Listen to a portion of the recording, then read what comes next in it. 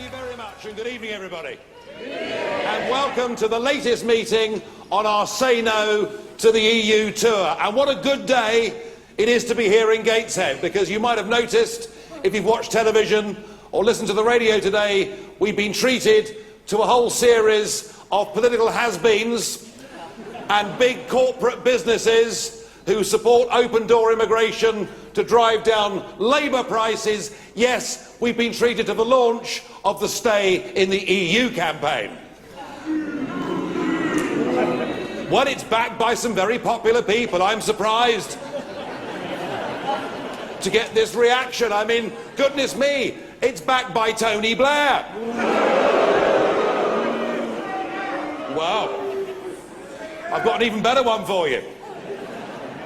Well known to all of you as a carpetbagger MP in Hartlepool, it's also backed by Lord Mandelson.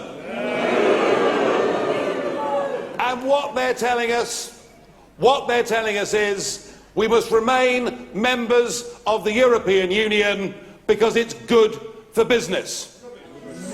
Well, I would put it to you that it wasn't very good, was it, when we gave massively inflated prices for energy to the steelworks in Redcar, which saw them first wobble. That didn't work, did it?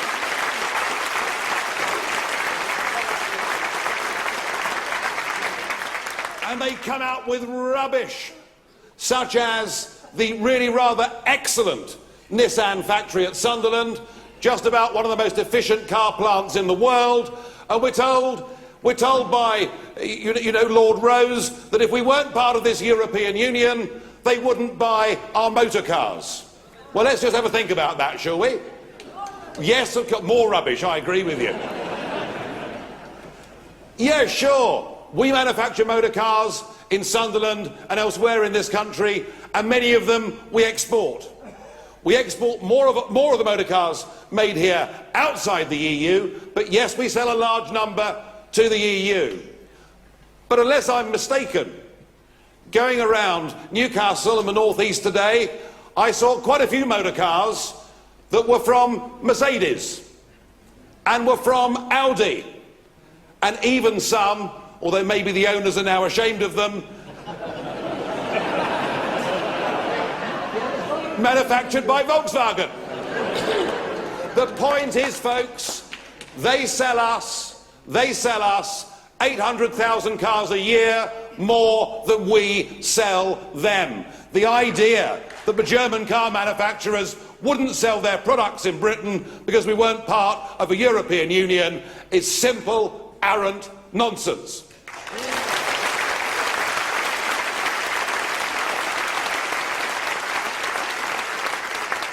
And they tell us that it's the safer choice. It's safer to stay inside the European Union than not to be in the European Union. Well, I would say politically, now being a member of the European Union is frankly like being shackled to a corpse. It has a currency that is a complete failure, and isn't it a good job we didn't listen to Tony Blair, to Lord Mandelson, to Kenneth Clarke, to Michael Heseltine, and we kept the pound.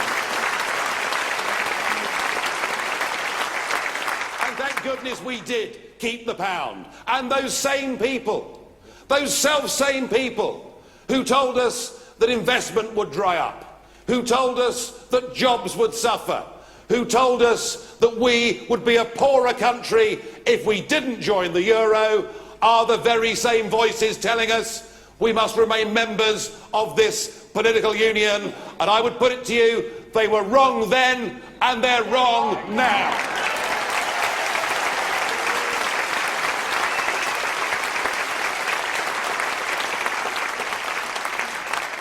And I thought the way that Lord Rose spoke today, which incidentally, wasn't it dull? Good Lord.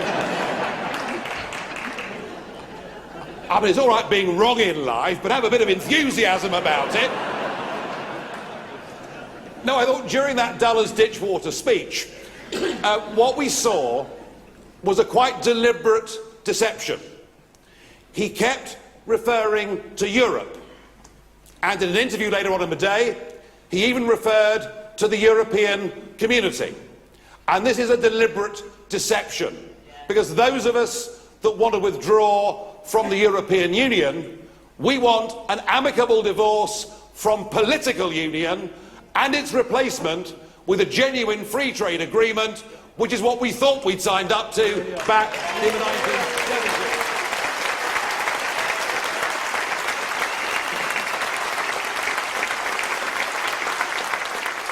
It is utterly ludicrous to paint us as being anti-European. I'm not anti-European. You know, I've worked for French companies, I've married European women, and I've drunk more Rioja than most people alive in Britain today. I love Europe, and we should all love Europe, but not this Europe.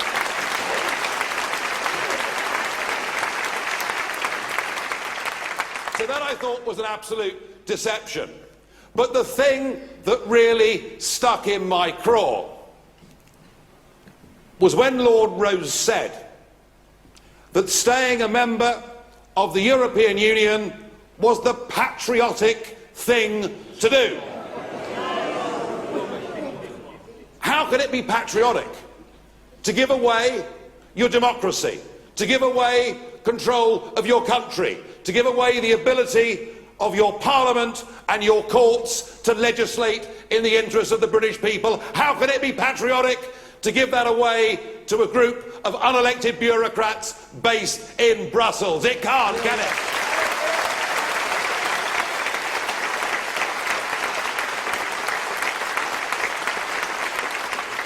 Now, I'd like to use you as a little test sample this evening through a bit of audience participation, and perhaps we'll get Lord Rose at some point in time to play this game.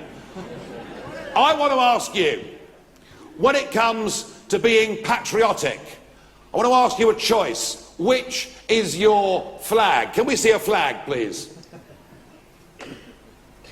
Is that your flag? No. Well, it's Lord Rose's flag, and he says the patriotic thing is to support being in an organisation that has that flag and has that anthem. But I suggest we take a look at another flag. So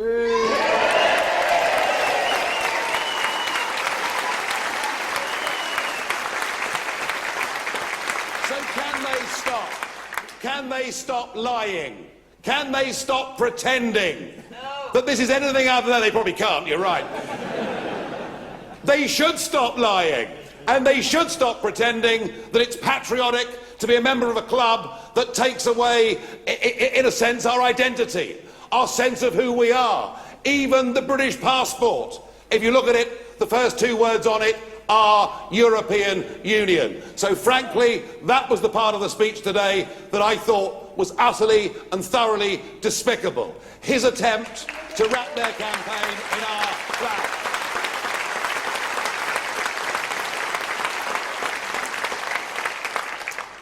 Well, they've launched, and I have to say, genuinely, I didn't think they had a fresh, positive argument to make. They're asking us to stick with the club. They're telling us it's safer to stick with this club. Well, I would say this to you. The club we're staying a part of is not a club that will stay as it is. And when you hear the word reform, you know, I heard Rose today talk about reform, and indeed, our Prime Minister talks about reform, doesn't he? He's going to get a better deal for Britain. In fact, he told us last year at the Tory party conference that he would win back our ability to control the free movement of people. That he has surrendered. And now we're told he's going to negotiate for us not to join the euro. He's going to negotiate for them not to call it a superstate. Basically, folks, he is going to achieve absolutely nothing in this renegotiation.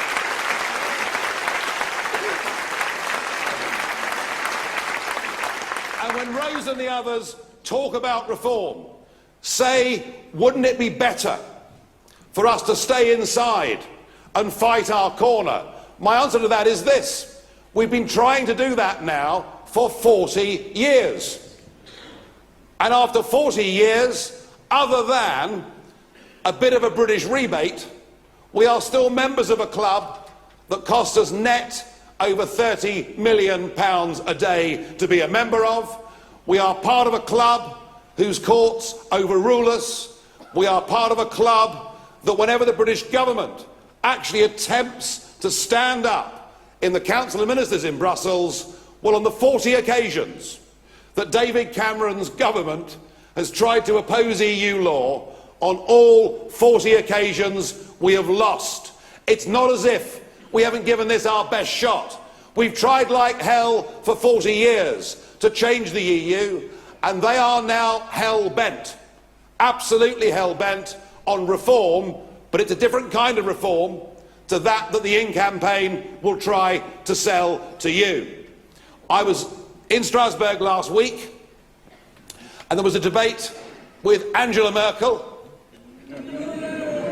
Oh, she looked so pleased to see me, I can't tell you.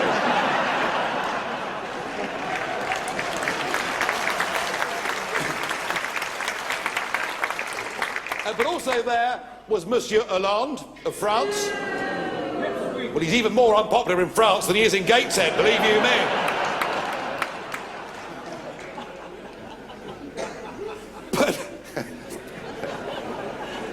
It's actually quite difficult not to laugh when you think about Monsieur Hollande, isn't it? But what was really interesting was to listen to both of them, the heads of the two biggest, strongest countries inside the European Union, albeit the balance of power has shifted. And one of the ironies now of this project, folks, is that this idea in the 1950s that France and Germany should come together, should break bread together, should share a glass of wine together, and should trade together was an utterly, thoroughly good and sensible thing to happen after those ruinous world wars. All of that was the right idea. But part of the thinking of the project is that by binding Germany in, Germany would be contained. And actually what we've seen in the last 10 years is Germany now become the top dog, and we are now living in a German-dominated Europe. And we are.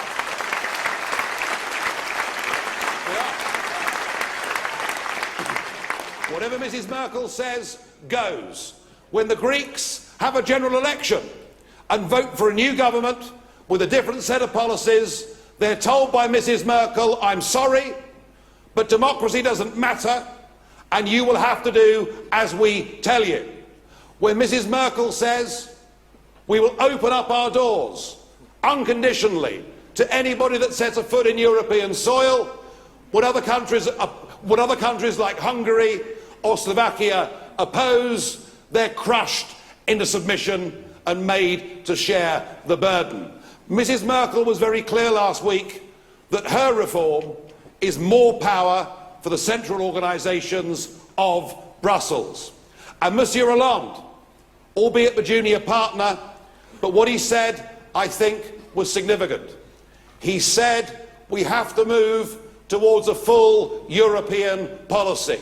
We have to move towards a full European army.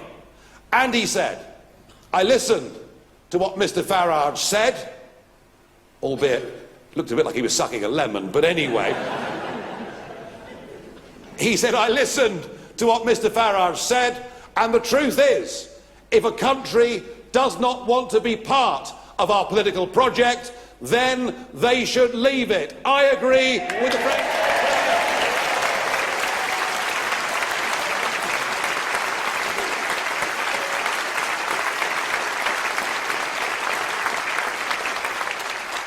And leave it we should.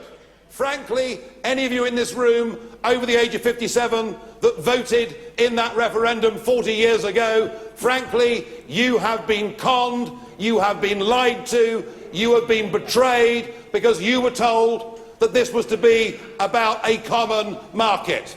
It has become a political union, and they've given away control of our country. And for the rest of us, under the age of 57, and I still qualify, I promise you, we've never even been given this opportunity. And our message must be a big, strong, positive message. It must be a message that we believe in democracy, that we believe in our nation, that we believe in Britain, and that we believe the best and the only people to govern this country should be the British people themselves.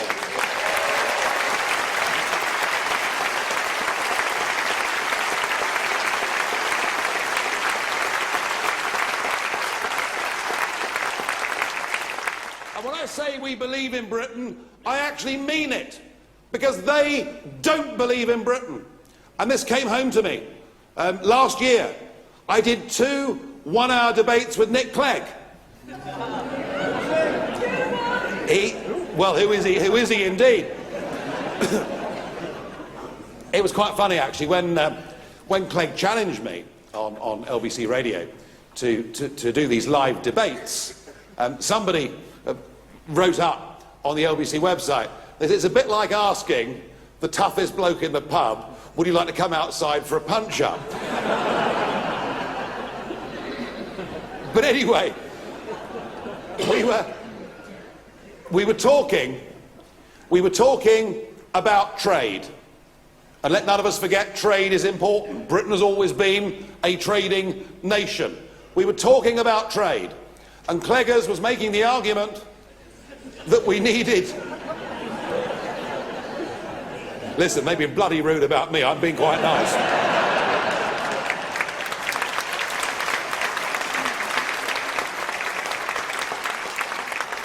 So Cleggers was making the argument that in a modern global world, we need to be part of a big club. We need to have clout. This is the argument that Clegg was making. And indeed, it was interesting to see that Lord Rose used that same word, clout, today. And I countered that by saying, this is ridiculous. How can we, as the world's 5th largest economy, be forbidden, be banned from making our own trade deals with whomsoever we choose? And I made the point that it seemed to me that the 2.2 billion people that live in the Commonwealth, that share a common language and common law, are in many cases our own kith and kin and our real friends in the world. The first thing we ought to do once we leave the European Union is re-embrace those 2 billion people in the Commonwealth.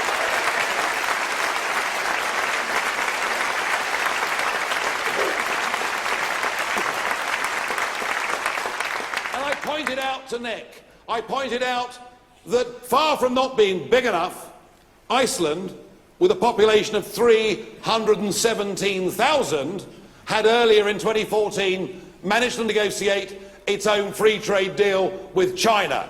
And I said, if Iceland's big enough to negotiate trade agreements, I'm damn certain that the United Kingdom is big enough to negotiate its own trade agreements.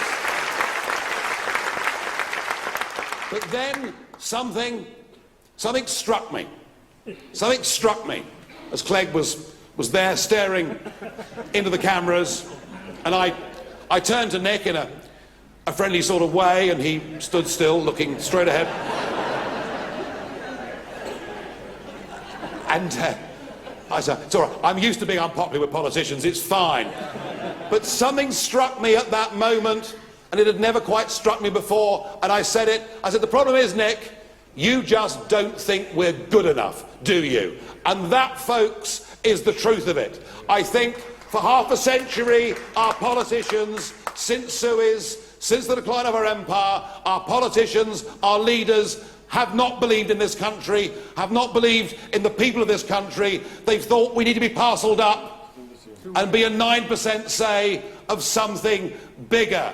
And I think, however difficult things may have been in Britain back in the 1970s, miners' strikes, 3-day weeks, 27% inflation, however difficult things may have been at times in this country, I genuinely now believe there is a new mood in this nation. It's a mood of self-confidence. It's a mood of self-belief. It's a mood that says, and I believe that we represent that here in this hall today, it's a mood that says we've had enough of negative politicians. We've had enough.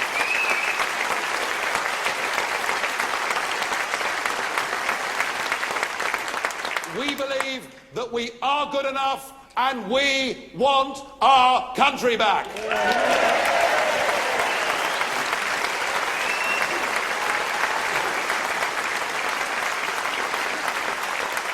And far from all this negativity that came from the in-crowd today, that we'll be worse off, we'll be better off.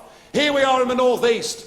Across the other side of the North Sea, there's a country called Norway, a country in which its people believe they are good enough, and a country that controls its own fishing rights. The Norwegians have 200 miles of the North Sea that is theirs.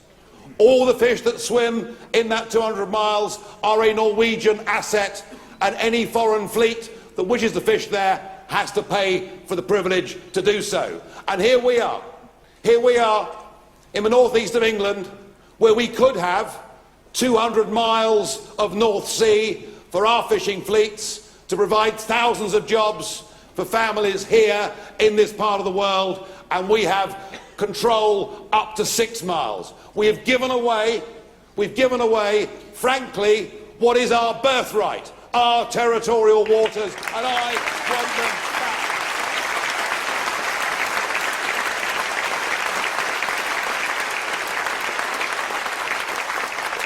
It's about running our own country. It's about making our own laws. It's about knowing that our own Supreme Court is supreme. It's about helping our businesses, our people. It's about putting Britain first. But vitally, folks, and crucially, and absolutely at the heart of this referendum is a subset of running our own country, and it's one that I believe will be the single most important issue in this referendum. Indeed, it is now by far the single most important political question in this country, and it is, do we have control of our borders or not? Now, we don't. We don't, and as members of the European Union, we don't. We have an open door. I said earlier, the first 2 words on your passport say European Union, and nearly 500 million people have got that passport. And frankly, to have opened up the doors irresponsibly to countries where the minimum wage is 1/10 of what it is in this country, you didn't have to be a rocket scientist, did you, to work out what was going to happen. And I want to put this again, please, in a sense of perspective. I said to you earlier that those that rubbish us and say we're anti-European, there was even a former Tory Chancellor the other week who was incredibly snobby about us and said we're xenophobes. We're not xenophobes, we're not against anybody, but we recognise that immigration into Britain in the 1950s and the 1960s and the 1970s and the 1980s and the 1990s until Mr. Blair got into power. But for that half a century, we had, as a country, an open mind about controlled migration into Britain. And throughout that period, a net figure of about 30,000 people a year came to settle in Britain. Last year, that figure was 1/3 10 times anything we'd experienced in the post-war period. And frankly, I think it is wholly irresponsible of our politicians and our government to have allowed this to happen. Why do you think we have a housing crisis, the likes of which we have?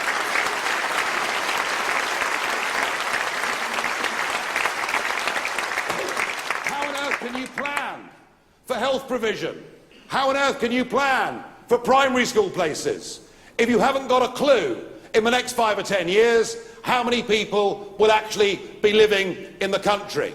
And what about the effects of that on working men and women in Britain? Well, Lord Rose, who heads up the Remain in the EU campaign, said the other year that he thought that it was a good thing that lots of people from Romania and Bulgaria came to Britain, because it meant that for large employers like him, he had cheaper labour. Well, let me put it to you. Let me put it to you that there are things in life that matter more than giant companies and multinationals accessing cheap labour. What matters more is the shape, balance and cohesion of our society, of our communities. What matters more is putting the interests of our own people first.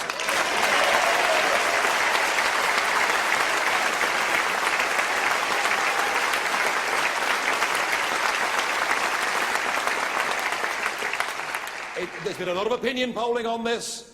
16% of the British people support the free movement of people. 72% of people do not support the free movement of people.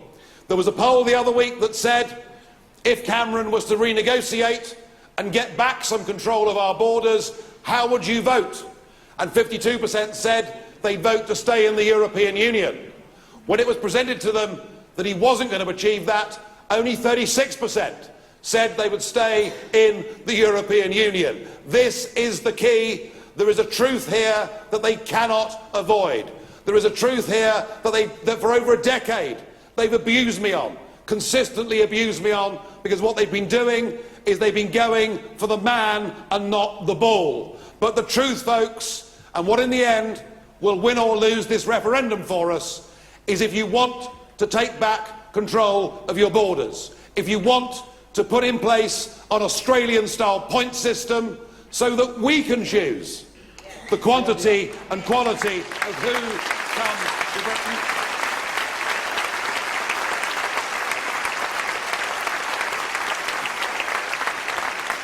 If you want to do those things, then you have to say no to European Union, take back control of our country, take back control of our borders, and perhaps get back and take back some of that pride and self-respect that those generations who went before us had.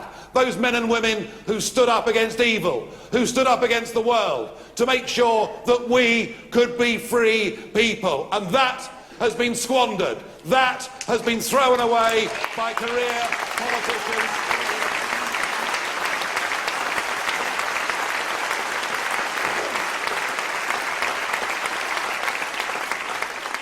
And let's recognise the dangers of staying inside this union. Now, I talked to you about open-door migration between rich or relatively rich and poor countries, but what about the migrant crisis? Have a look at what I said in April of this year.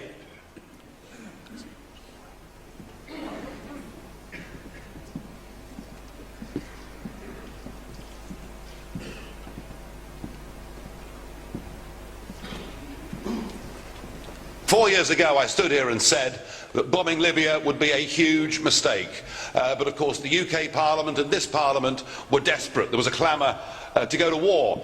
And so now we have a failed state of Libya, which is now a conduit being used for criminal trafficking gangs trying to bring people to Europe. We are guilty for this crisis. We are directly guilty for the drownings that are going on. I am not blind to the human suffering that we've caused in many of these countries. I would call on this Parliament, this Commission, to end the barriers to trade, to stop the fisheries policy, to ask the United Nations to get involved and to try and help.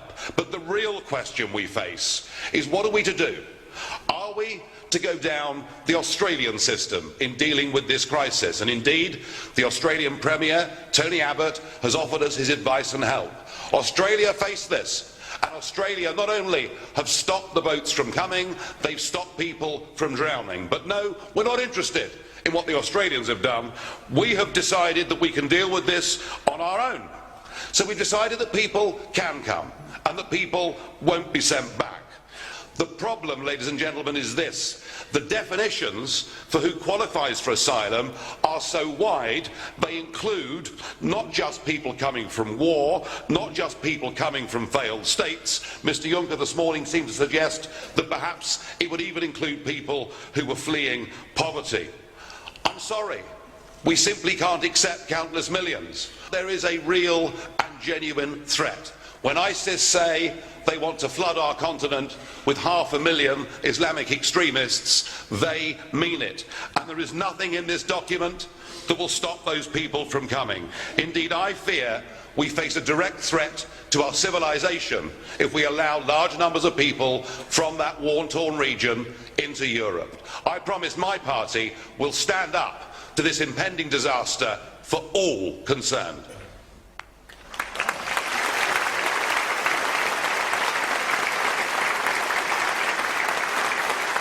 So Lord Rose tells us that we're safer to stay inside the European Union.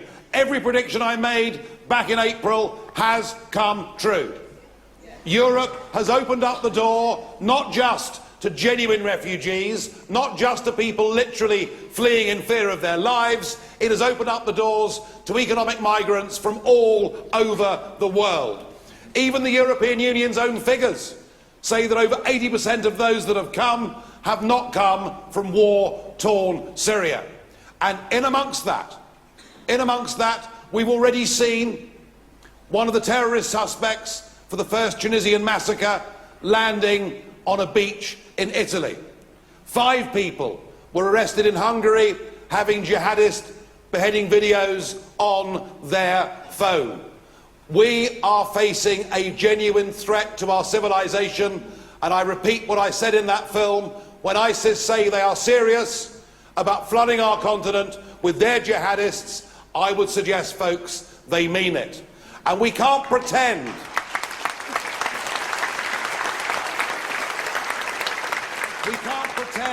we're opted out of this.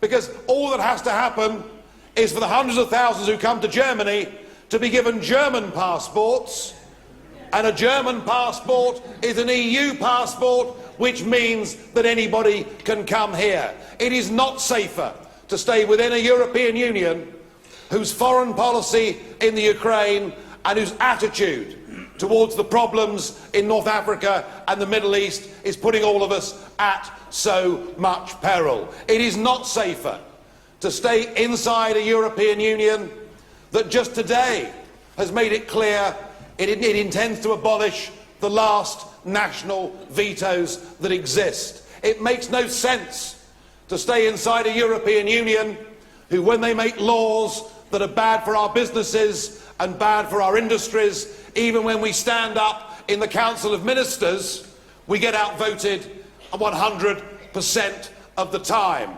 What is safer? What is more sensible?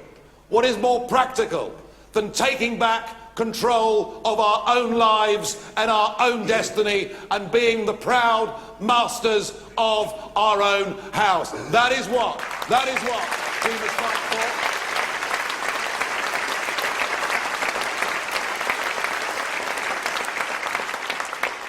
And I urge all of you that have come along this evening in such great numbers, and whether you've come along because you support the things that we say, or you're open-minded, or even if you've turned up just to remove any suspicions about how much you dislike me, whatever your motivations for coming along this evening, if you leave this hall in half an hour's time convinced of the rightness of our case, then do say to yourself that this is the biggest political vote you will have in your lifetimes. This is the biggest political opportunity.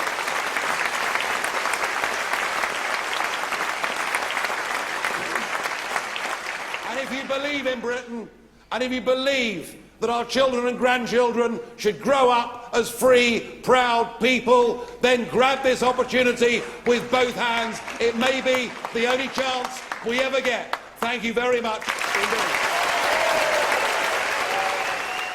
You didn't frankly have the balls to put country before party.